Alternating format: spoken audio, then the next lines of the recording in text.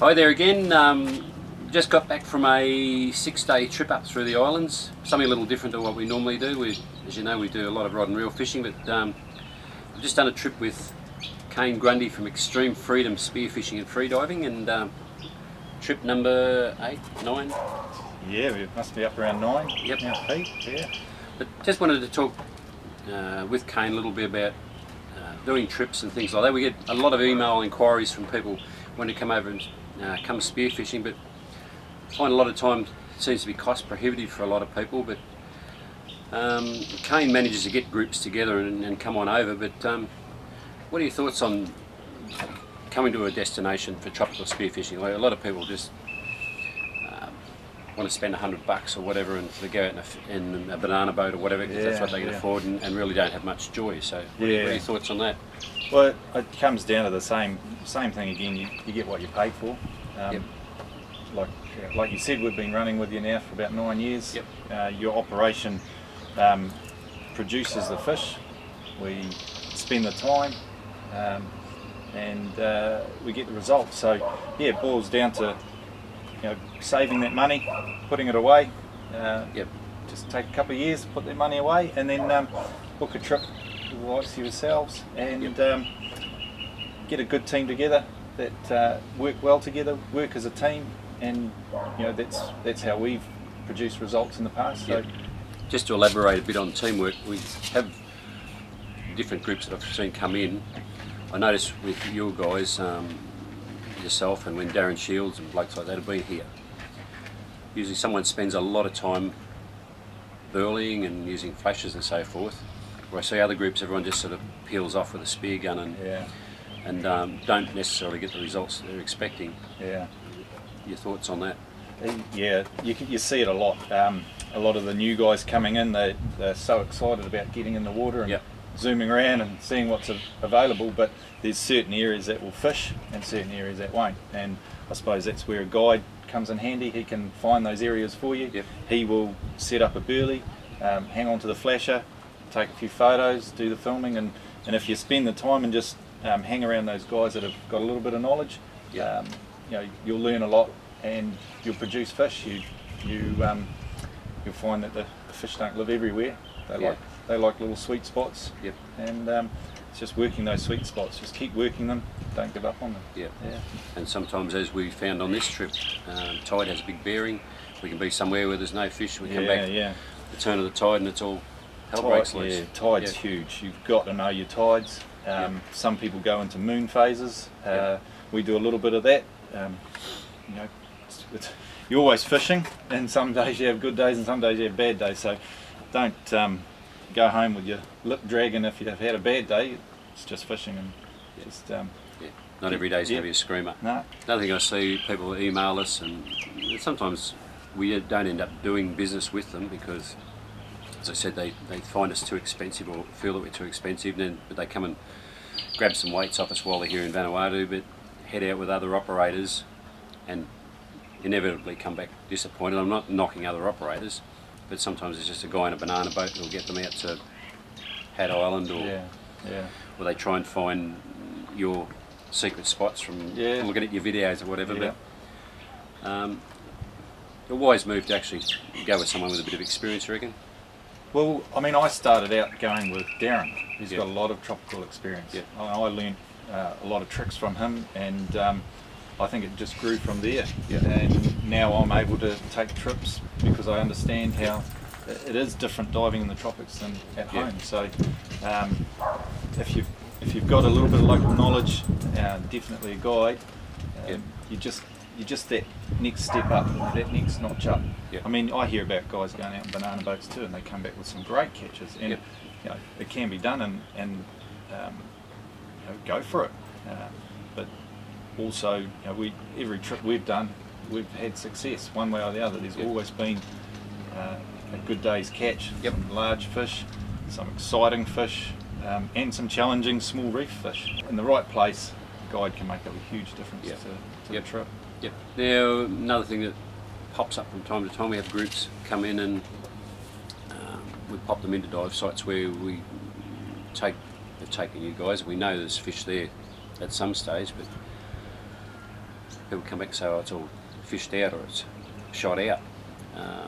We know that's not the fact. Yeah. And usually by the end of the trip, the guys are the first to admit that maybe their skill level is not good enough. What sort of depths would you need to be able to dive to, and breath hold times and things like that, to actually have success chasing the likes of, you know, good dogtooth tuna? Yeah, I think dogtooth tuna rings the bell with any spearfisherman, and on the whole, from what I've seen, you know, we've shot dogtooth tuna in quite shallow water, 10 metres so to speak. But if you can comfortably dive 20 metres, you don't have to stay there for long. But if you can comfortably do a 20-metre dive, then there's a good chance that you've got most of the scope covered with landing yourself a decent fish. Yeah. I mean, we're landing fish up to 30 kilos, 40 kilos, and you know, between 10 and 20 metres. So, yeah. So a benchmark would be 20 metres. Work on 20 metres. Yeah. If you can achieve 20 metres, then the world's your oyster in the yeah. tropics. A breath hold of around about 2.5 minutes. Yeah. Static. It might sound like a lot, but you know, if you're a 20-metre diver, you should be able to do that in a minute. Yep. Basically. So, I mean, that would be a benchmark. Yeah. Yep. And of course, if you're not targeting doggies and you want wahoo and mahi-mahi, yellowfin tuna, all those surface species, you only need to be a 5-metre deep diver. Yep. You've seen that in the past Yep. with Simon and Rob. They Yep. first came on the trips, they were 5-metre divers, 10-second breath hold, and they're still shooting quality Good fish. Yeah. So Very good fish, yeah. dogtooth tuna is different again. Yeah. You know, your Yeah. reef species, they demand a little bit more attention.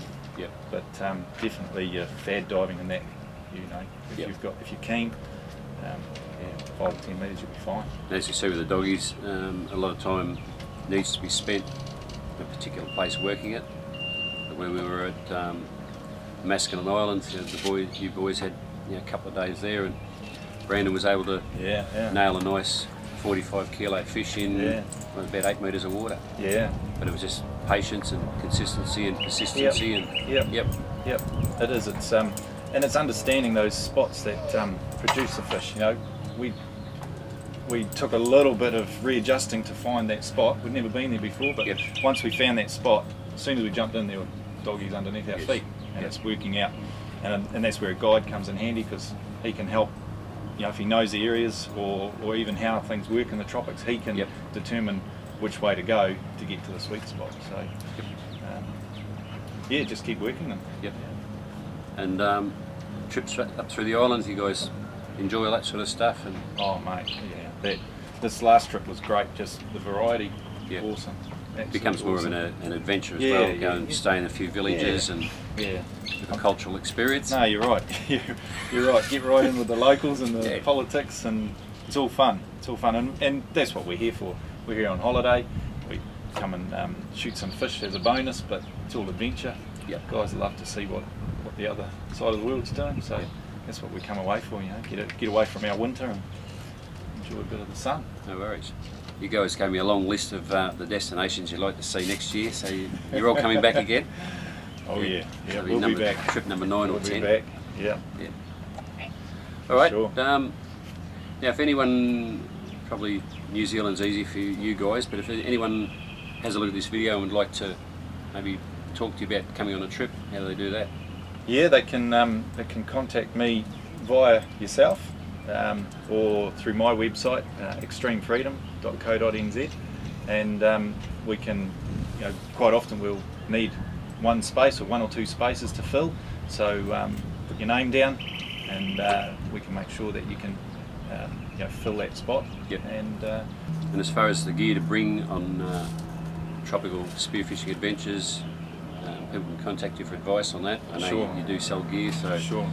you're able to set people's equipment up. I know Yeah. a couple of divers on this trip, I think, sent their gear to you prior to coming to make sure it's all up to Yep. scratch and Yep. get your setup correct. And Yeah, you've come a long way.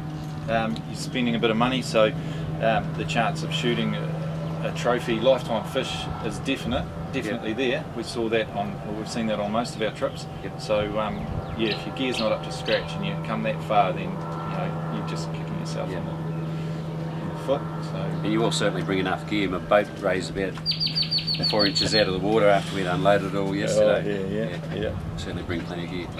No, The trip thanks. you've just done, the highlights of that?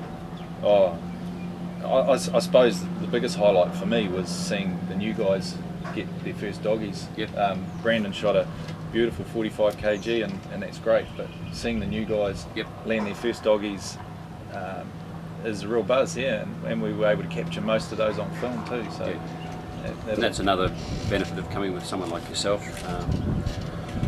I see you're very selfless in your diving. You spend more time with a camera in your hand than a spear gun, and you've got state-of-the-art gear, GoPro cameras you're diving with, and all the rest of it. Yeah, we set up quite a good little system, I suppose. But yeah, it's fun. It's fun. It's all part of it. Yeah, and everyone that's been diving with you receives a DVD at the end of the trip and so forth. Yeah. Right, buddy. Thank you very much. No worries. Again, buddy. We'll see you again next year. We will talk on the phone between now and then, working out where we're going to go spearfishing. Phone and emails and what have you. Good as gold. Thank you very much, and we'll talk to you again very soon.